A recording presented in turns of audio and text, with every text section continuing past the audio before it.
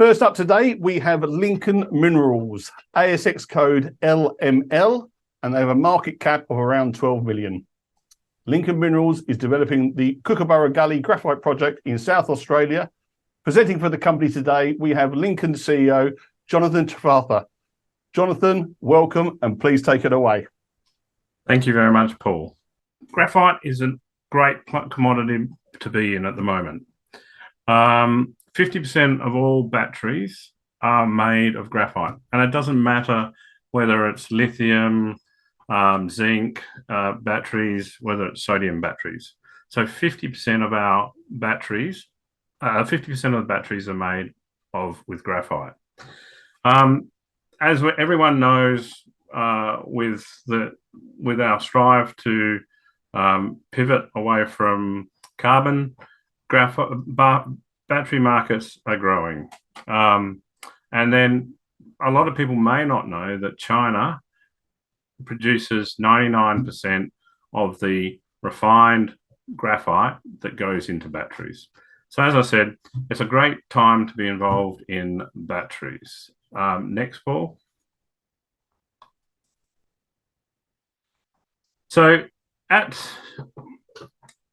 Lincoln, we've got several strategies that we've developed. First of all, we're a graphite developer with mining lease granted. So our aim is to be one of the first graphite producers in Australia. We have a feasibility study already done that is based on average production rate of 35,000 tonnes. And we've got an IRR of that in that study of 33%. Now, that was done in 2017. Our aim is to significantly increase the production rate for the next feasibility study. We've got a graphite resource, which is now 12.3 million tonnes, and we're very excited. We just did an announcement today that we've effectively increased our resource by 87%. But the key one here is we've got a high-grade core of 2 million tonnes that at 15%. Now, that's one of the better grades or best grades in the world. And that's at surface, which means we get into cash flow straight away.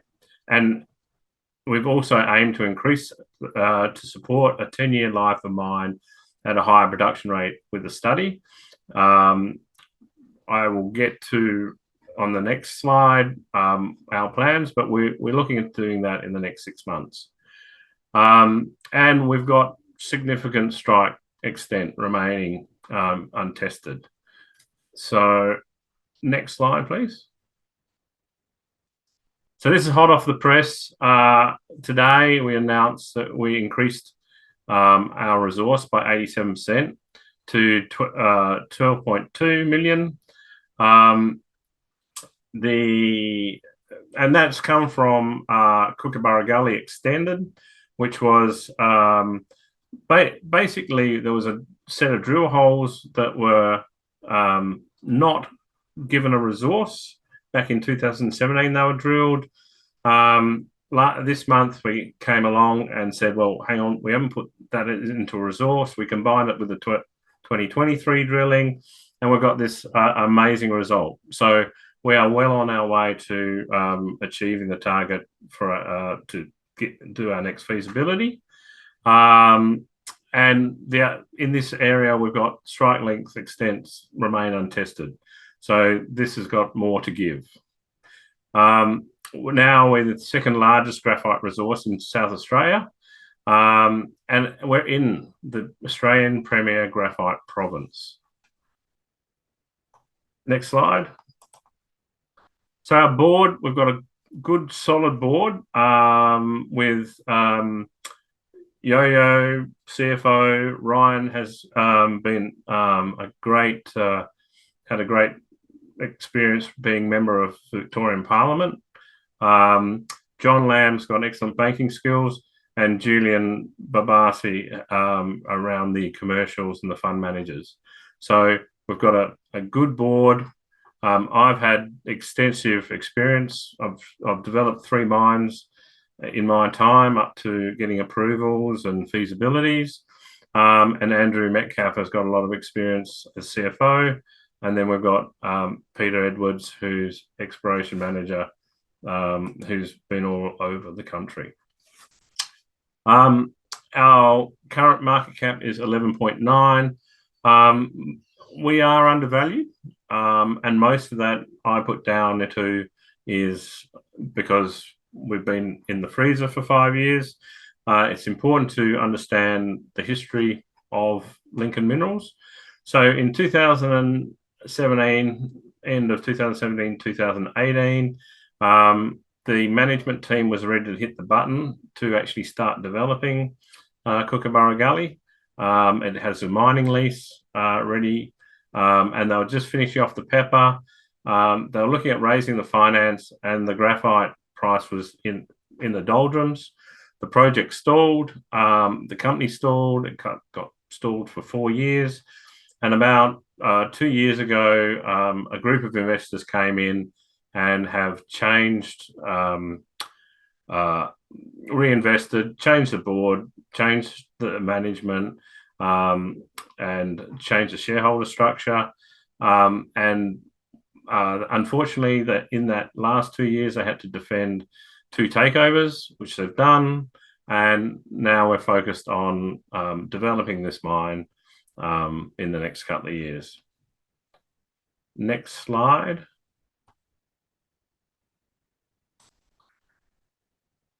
So if you look for graphite, South Australia, Eyre Peninsula is the place to go. It's flake graphite. It's got 4 of the major projects, major companies. That's Renascor, ourselves, Quantum Graphite, and iTech. And it's along this one formation, which is called the Hutchinson Group. And we have a dominant position on that, on those tenements. So we're in a great place. Next slide. We're in the top 10 global mining jurisdictions. Why is that important? Well, when you're looking at people like Mercedes, POSCO, and other companies wanting to invest, having a good jurisdiction like South Australia is a positive in dealing with those people. And the top 10, the Fraser Institute, which is a global survey, came out and stated that. So we're in a good place. We're Port Lincoln. We're only 30 k's north of Port Lincoln, and so we're close to infrastructure, water, power, transport, and workforce. So that's all set. Next slide. As said, we're increasing the resource base with this great announcement.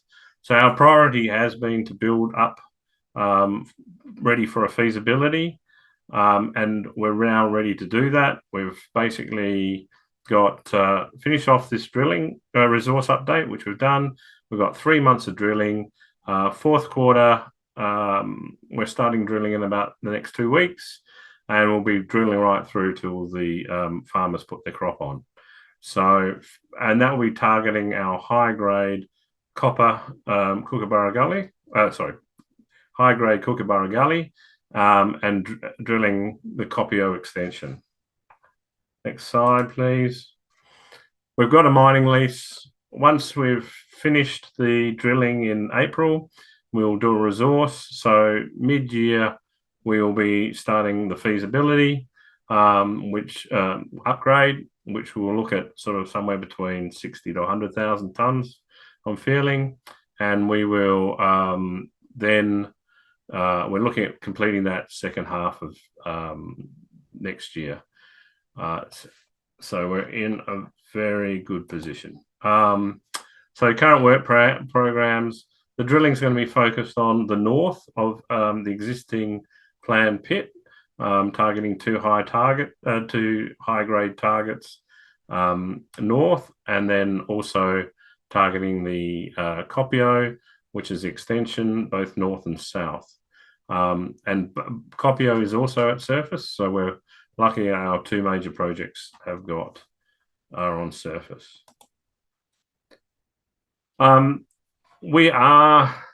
We're currently little known because we've been in a deep freezer.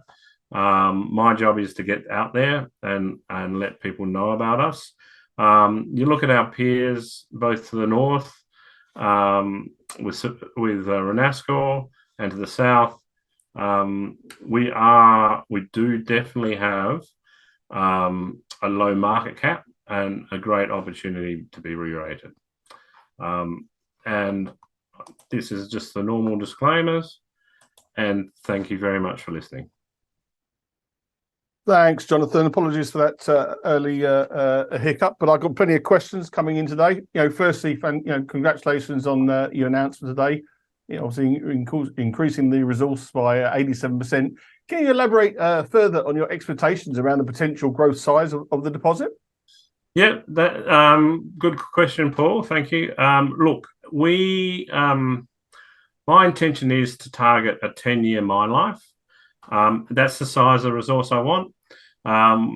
That's all I'm targeting. I don't plan to be the biggest resource in the world. I'd rather spend my money into the development. So yeah, we'll do the 10, and then every year we'll add on more. But it'll be okay. And I'm confident we'll end up with our current drilling at our high grade deposits, just finishing that off for April.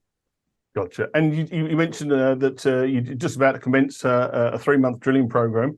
When will we likely see the first results from this drilling program?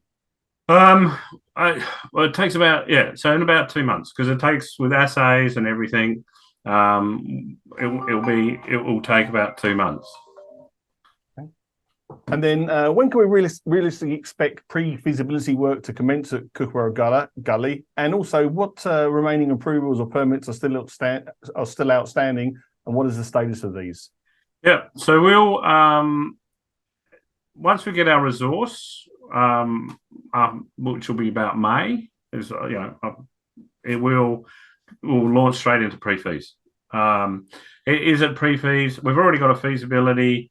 We will be looking at a higher target. So pre-fees will be and will be sort of June, July. Okay. And how's your relationship with the state government? Always important when you're got your projects on the go. Yep.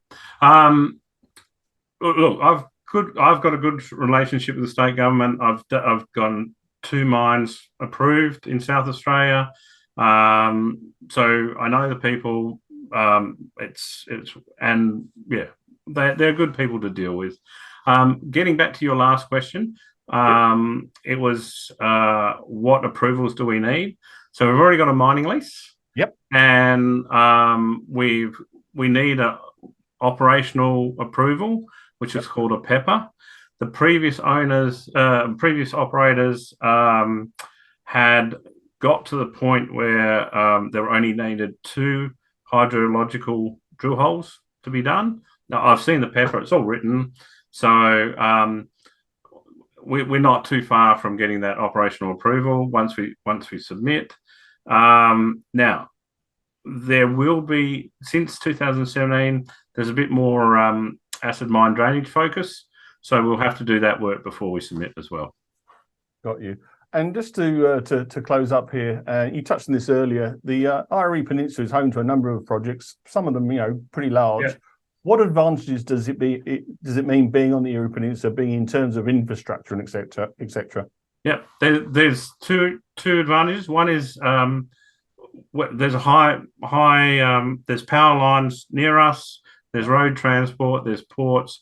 Now, the best thing is we've got 4 projects, all on the same formation, all with similar rocks. We've got Renascor, who's shown that they can do flake, spherical graphite, and we've got similar rocks. So we're leapfrogging off them.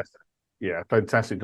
Jonathon, absolute pleasure, and thank you for your time today. You have a great weekend, and we'd love to get you back on in the new year. Yeah, thanks very much. Have a great one. Take care. See ya.